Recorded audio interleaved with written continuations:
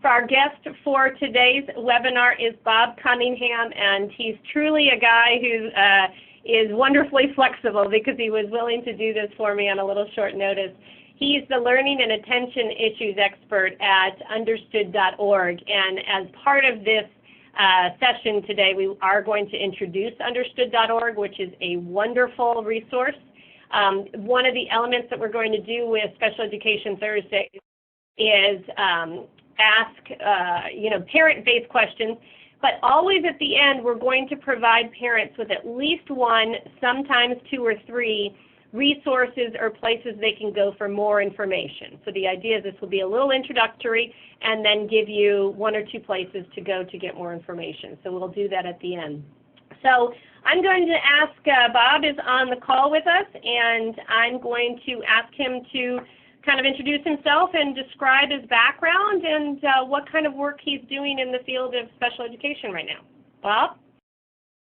Thanks, Molly. It's great to be here. I'm so excited to get to know Advocates for Justice in Education a little bit better and to talk to the parents or professionals who are on the line with us. So I'm a career educator. I have been an elementary and secondary teacher and a public school and independent school administrator, as well as a college instructor and, all of that sort of stuff. And my passion and interest is kids with learning and attention issues, learning disabilities, attention deficits, that sort of thing.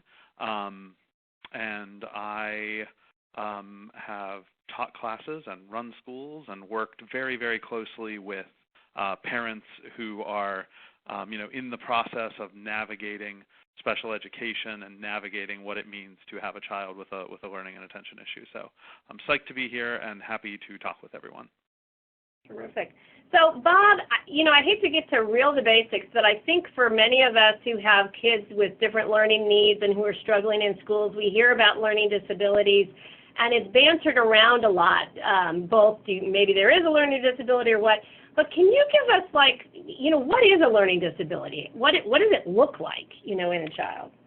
Sure. So the first thing to know about learning disabilities is that these are brain-based, right? So these are brain-based conditions that kids have, and actually not only kids, adults and everyone has this, and they affect a pretty large percentage of the population. When you look at kids who are identified as having learning disabilities, attention issues, that sort of thing, as well as kids who are not yet identified through special education as having this, it comes out to somewhere around 1 in 5 kids. So about 20% of the population has a learning and attention issue. Learning disability is a term that's used both clinically by psychologists and doctors and that sort of stuff, as well as by schools and educators. And so the special ed process in the country has 13 categories, and one of those is specific learning disability. So if you have a child who has a specific learning disability, your child may qualify for special education services, that sort of thing. There was a part 2 to that question, which was what does it look like? Yeah. So what does it look like? And you said specific learning disabilities. So can you describe some of the specific ones? Obviously Sure. That's a big category. So.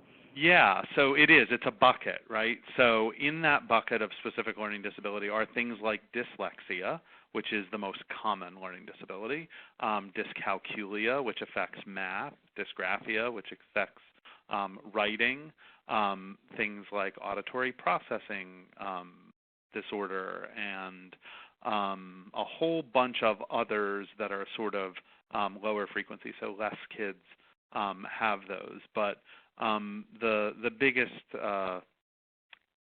learning disability by far in terms of most kids affected is dyslexia, which really affects reading and spelling, along with some other areas. And then what would how would you know, if you're a parent and your child's struggling, how would you might know that there might be some signs for a learning disability? What would we be seeing? So that's one of the best questions for parents to think about is, okay, how do I know if my kid has a learning disability? And you don't actually know for sure until you go through an evaluation process. But things you might see, I always recommend that parents start with, is there a kind of a specific area or a specific skill or a specific characteristic that seems pretty off for my child? So when I look at my child, in most things my child does fine, or my child does really well in some things. But there's this one area that is really surprisingly difficult, or that my kid surprisingly struggles with. And that idea of surprising is usually how I get parents to understand what is a learning disability.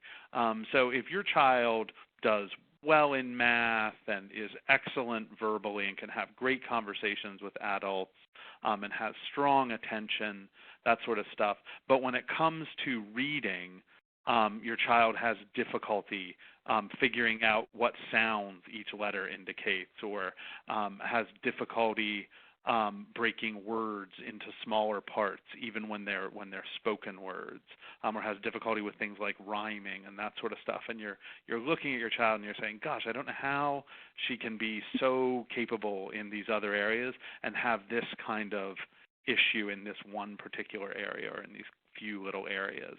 And that's usually what parents bring up when we start to suspect a learning disability.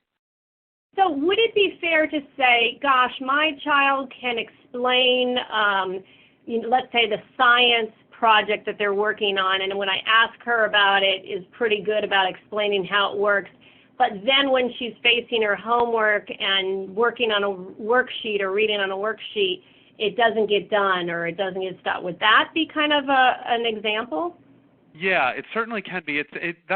What you just described is something that a parent might find unexpected given everything else that the child's good at. And so I think that's the sort of easiest red flag for a parent. So if a child particularly struggles with organization or doesn't seem to pay attention when you're talking to her, asking her to do something, or has difficulty following multiple directions that you give her at one time, or sequences for an activity, something like that, or has specific issues with one particular skill area like computation or recognizing relationships between objects, that sort of stuff. Like, those are all possible indications. The one thing you have to say to parents all the time, though, is that in and of itself is not enough to say that a child has a learning disability. It really takes a complete evaluation and a thorough look by a professional or a team of professionals to figure out if it actually is an indication of a learning disability. But it's certainly enough to prompt you to start asking questions. Well, and I want to get back to that piece of what next and how to kind of officialize it along the way. But I did want to ask you this: are there typical ages that we start to see this as a parent, or can it happen at any time?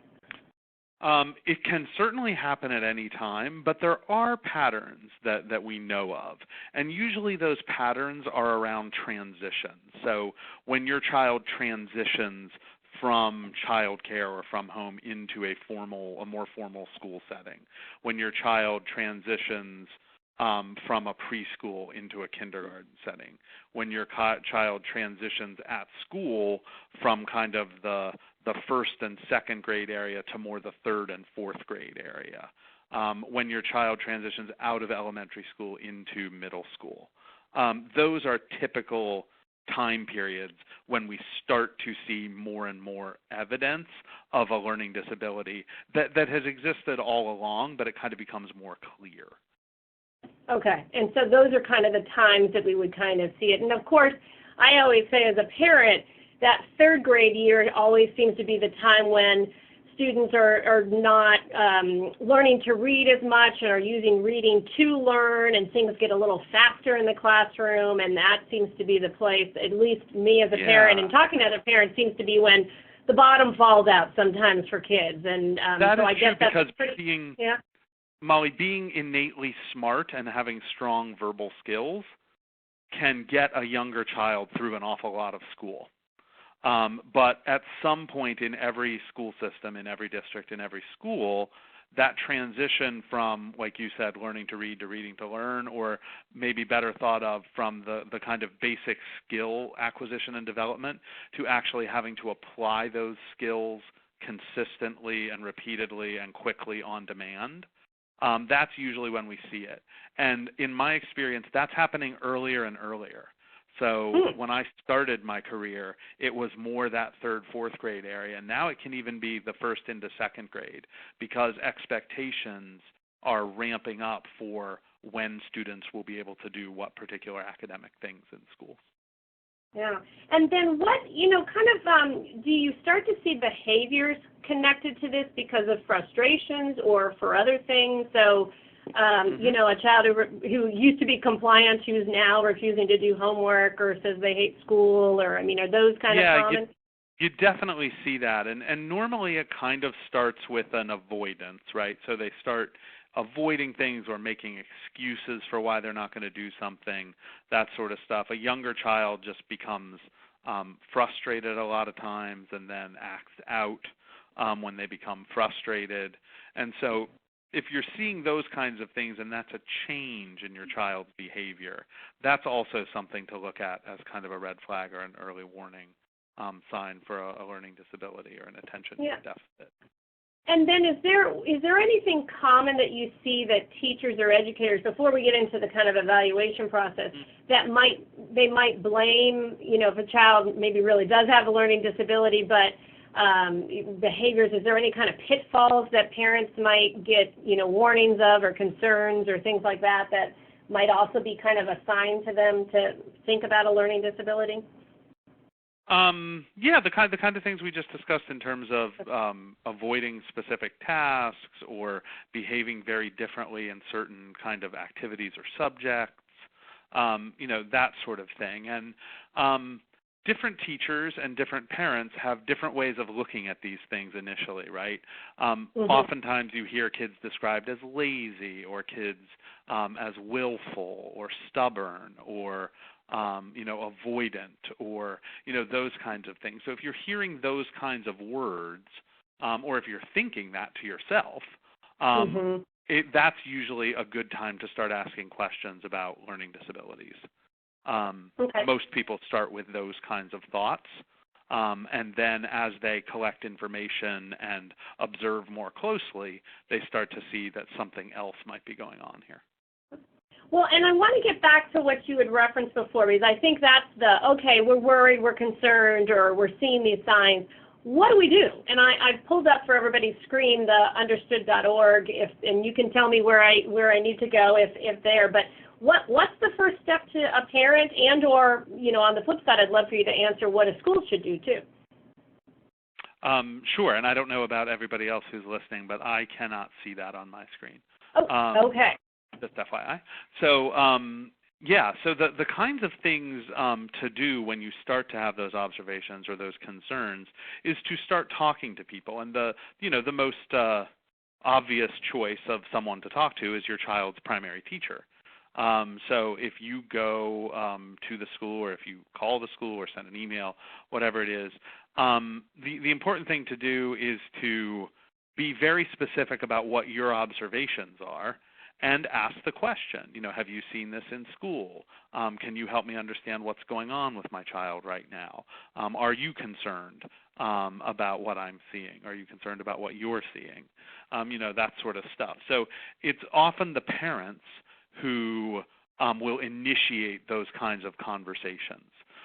So my recommendation, my very strong recommendation is, if you are thinking about the possibility of a learning disability, it's time to talk about it. So don't wait until you're kind of more certain or until you've done your own research. There's no point in waiting. So, open right up and start talking to someone at the school whom you have a relationship with. And it can be the teacher, it can be another of your child's teacher, it can be an assistant principal or a counselor at the school, anyone that you feel like you have a relationship with and will be responsive to your questions. So there's no right person to talk to or wrong person to talk to, and there's no right time or wrong time to talk. But in my experience, the longer you let those kind of inclinings or nagging kind of thoughts go, the harder it is for you and your child and everyone else. So jump on it right away and have the conversations. Okay. And then what would an evaluation look like? Or is that what would be the normal thing that would be a response to parent, that the school would say, okay, we'll do an evaluation? Yeah. So the kind of normal response from a school is probably going to be to investigate somehow, right? So they might not jump right away to the idea of an evaluation. They might want to collect more information, or the teacher might say, you know what, I'm going to keep an eye on that for a little while, that sort of stuff. And that's appropriate. That's just being cautious. So they're probably going to want to take some time to think about what you've said and to actually collect information about it. And if that's not what they want to do, then I would say that that's what you should suggest they do. So I would suggest that you ask the school to, observe and to collect some information and to come back and talk to you again in a week or in 2 weeks to say, this is what we really see. That's why I said when parents reach out to the school initially, be very specific about what you're concerned about, because that then gives the school the ability to investigate it on their end. So if the school comes back and they are also concerned, then you could move to the conversation around, okay, so maybe my child has a learning disability. Can we test for that? Can we conduct an evaluation? And once you make that request, and you should always make that request in writing, then a school will follow through kind of on that request. The other thing they could do is come back and say, well, at this time we don't really have these concerns and things like that. And then I would recommend that a parent continue to watch at home for a week or two. And if you still have those concerns, then just go ahead and ask for the evaluation anyway. And do that in a very respectful way so that you're saying, look, I understand you're not really seeing this at school on a day-to-day basis, and thanks so much for looking at it. But I still really have these concerns, and I think the only way that I'm going to figure this out is if we do an evaluation to see. It is the school's responsibility to conduct that kind of evaluation. And an evaluation looks like more than one person testing and observing and collecting information on your child in order to look at whether or not there is a disability, in this case a learning disability, and then also what the impact of that is on kind of the day-to-day functioning at school. And all of that is done through an IEP team. So the first thing that will happen is that they'll have a team meeting and they'll agree to do this evaluation. And then the evaluation will happen, and then they'll come back to the team and report on the results. And the important thing to know is that the parent is part of the team. So they have to have the parent at the team to have that kind of meeting. So that's sort of how it works. And so one clarification I want to have, just in case we have parents who this is all new, an IEP is an individual education program, and that is the team in the school that usually is made up of everybody who works in special education or specialized instruction. Special ed teacher, maybe a social worker, maybe a speech therapist, all of those folks, right? Yes, that's right. And then let me ask you this: how long does that evaluation process usually take? Like what, how many days in school, or? Yeah, it takes a month or so usually. Okay. I think there's a 45-day clock on it, but different districts adhere to that standard a little bit differently. So the point is they have a specific amount of time, and you can ask your school how much time they have, and they'll tell you. And that's a good question to ask, because it then kind of compels them to follow the timeline. So I would ask that right up front so they know that you're interested and aware. But it typically happens kind of pretty efficiently, because it is prescribed by law how long they have to get things done.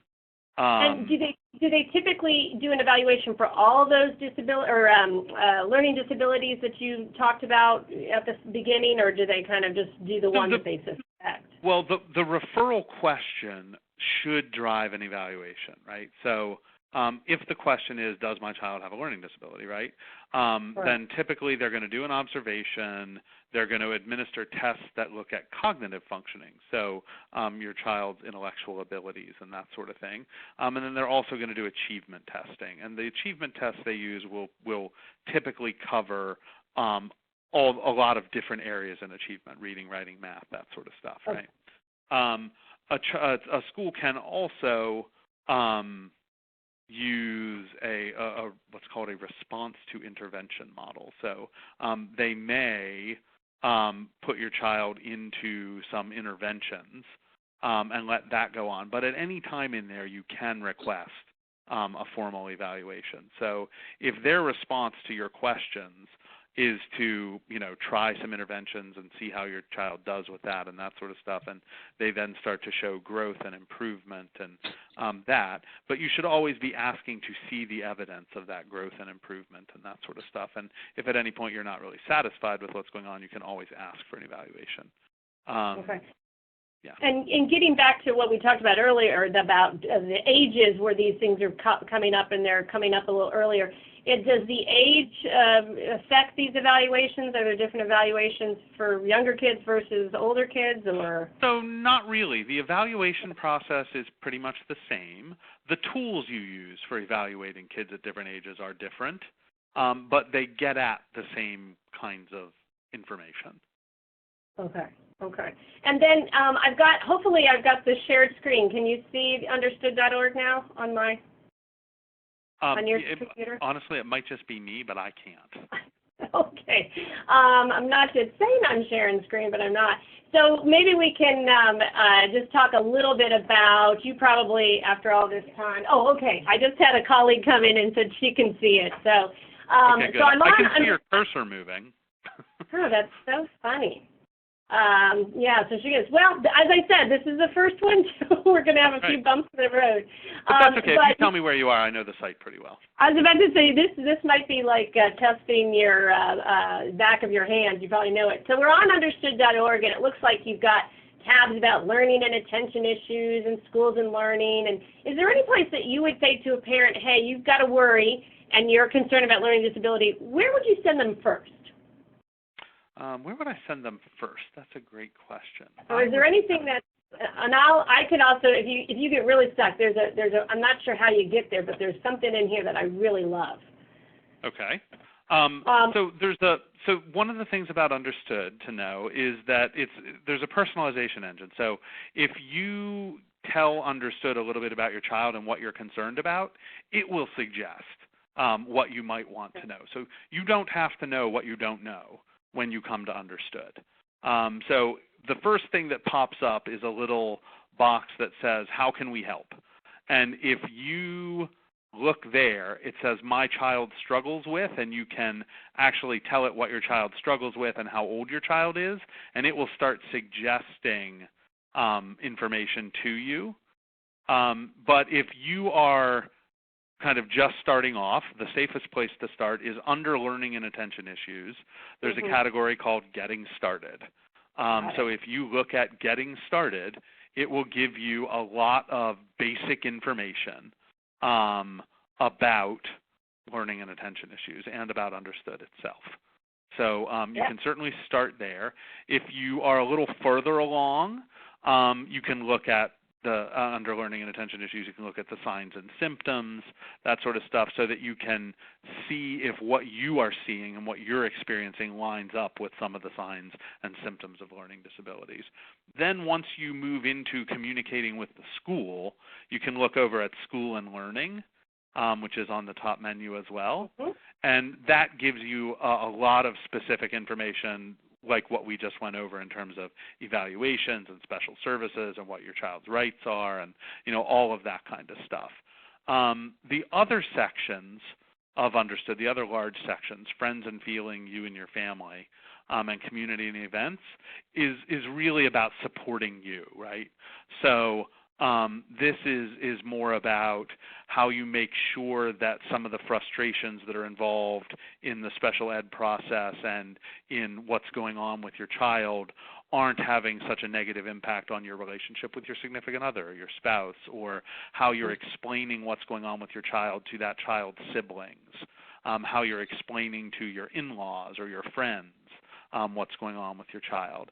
And then the community and the events section gives you access to other parents who are on the same kind of journey of understanding, and also to experts like me. And there's a live expert event every day on Understood that you can pop into, and those are all also archived and available. So, and that's would kind you of recommend? Yeah, that's terrific. And I've had a couple people say they can see the screen, and I'm just kind of noodling around. Would you recommend for the student, the child, to go on this at all? Because it does look like it has maybe some things for kids. It does. It's totally dependent on the child and how old the child is and where they're at in their own understanding.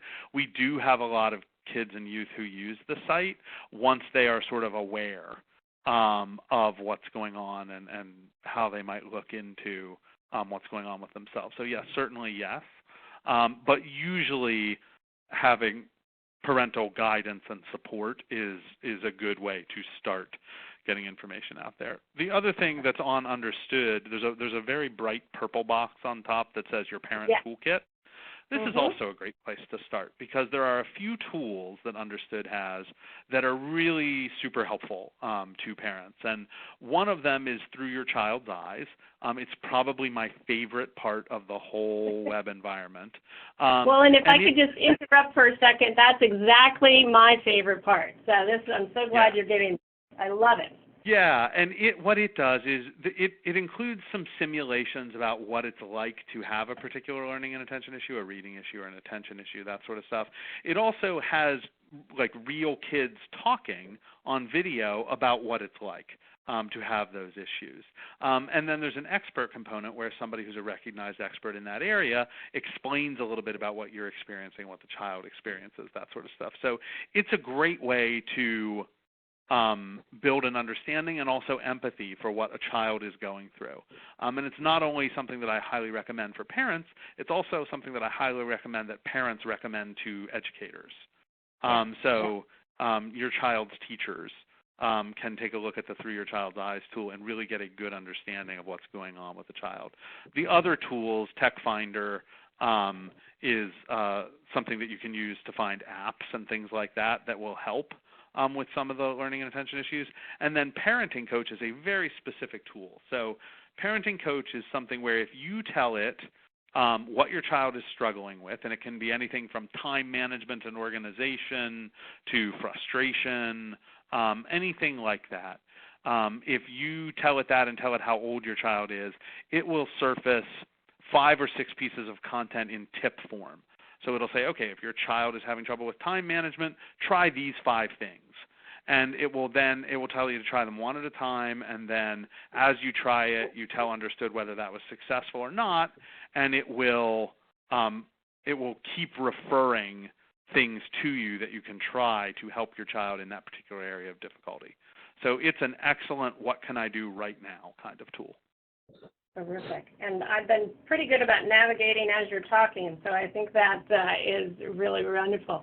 So we're just about at 1 o'clock, and I'm going to just, I don't know if I told everybody this, but there is a chat box if there was any questions for Bob. I did want to, as I said, we were always going to end with an opportunity to, give another resource.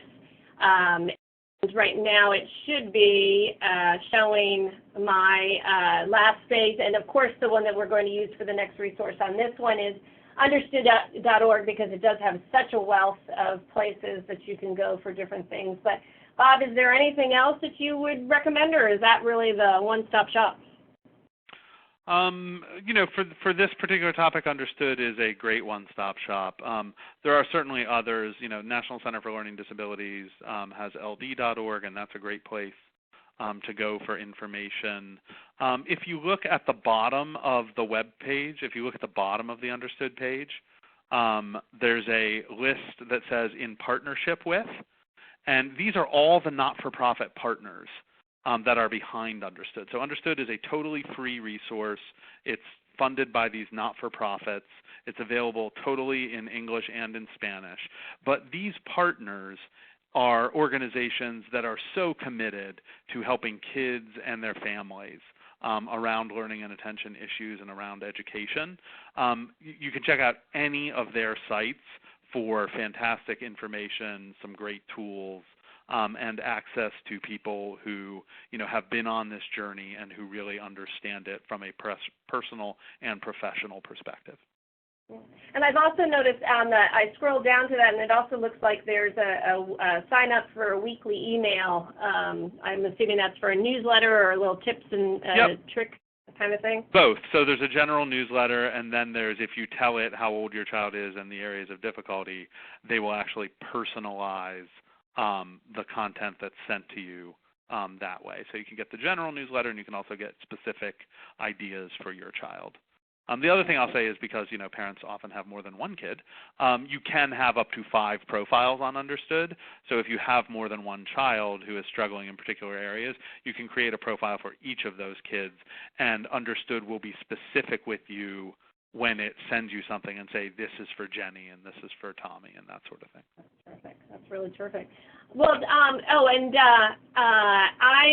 it looks like the question I have is just, the one question I have coming from the chat, Bob, is that are there people available, I'm assuming through understood.org, to help navigate the website if someone needs a little bit more help on that, or is there someplace to call? Yeah, so interestingly, there are community managers and things like that on Understood who can give you a hand. So if you just send in your question in the community section, someone will get back with you and tell you kind of what you're looking for, how to find it, that sort of stuff. It's the site is heavily monitored by professionals and by community moderators who are parents of kids with learning and attention issues, and everybody there is super, super helpful. Okay, that sounds great. Bob, we can't thank you enough. I actually am really excited. My goal for this was not only to host this, but to also learn something new myself as a parent and as someone who talks to a lot of parents, and I really did. I really appreciate it. And I know it's always hard when we've got all these people kind of listening and watching from afar, but I'm sure that they appreciate this as well. And if anyone has questions or suggestions for topics for Special Education Thursday, we welcome them. You can send them to information@aje-dc.org, and you can also sign up for our newsletter there. In February, we're going to have 2 really neat Special Education Thursdays, and we'll be getting the schedule out. But one, we're going to be talking about what a parent needs to know about school discipline and what their rights are in regards to school discipline. And then another one, we have a guest coming from Quality Trust DC, who's going to talk about supported decision-making versus guardianship and things to be thinking about as your child with disabilities gets older. So we're going to have a wide range of topics in the next 6 weeks, but it's going to be really exciting. So thank you all for joining. And Bob, thank you again so much. This was just terrific. My pleasure, Molly. Everyone at Understood and at National Center for Learning Disabilities is a big fan of the work that you and Advocates for Justice and Education do. So we're totally happy to be part of it. Thank you. Well, I have a feeling we might be calling you back for another topic as we go along doing this. No problem. Thanks awesome. for everything. Thank you. Alrighty, bye. Take care. Bye-bye.